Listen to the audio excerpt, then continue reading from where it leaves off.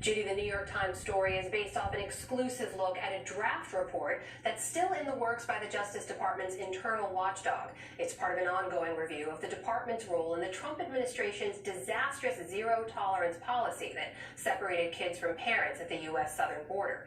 The review was based on internal emails, on documents, and interviews with more than 45 officials.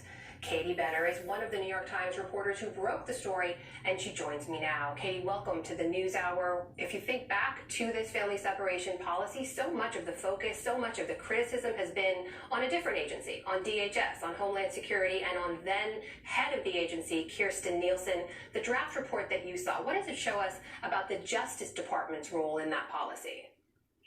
This draft report was put together by the Justice Department's Inspector General, Michael Horowitz, and what he found was that Justice Department officials were, quote, a driving force in this policy. As you point out, DHS has really shouldered most of the blame.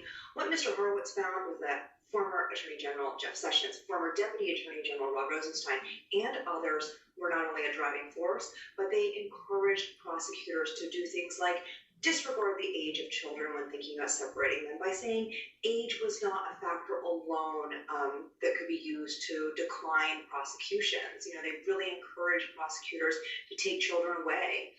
They knew that there was pushback, but they also felt that it was necessary, a tool, as they told prosecutors, that could be used to deter illegal immigration. This is something that's very, very little understood, and I think that we see a lot of new revelations from this report in terms of how much moral authority the Justice Department chose not to have. They wanted to hide behind DHS, but at the same time, how much control they had over the program.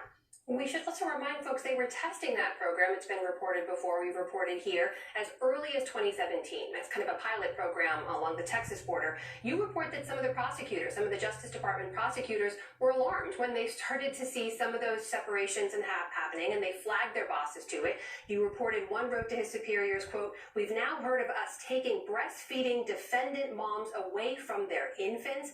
I did not believe this until I looked at the duty log."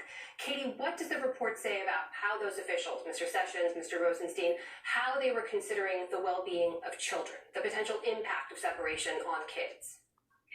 I think that what we see from the report is that the officials, first of all, that they were so adamant that this would be a deterrent that was useful to the Justice Department, the Trump administration, that the welfare of the children came, I wouldn't even say second, it would be third, fourth, fifth, sixth on the list. And we've also seen, for example, in the former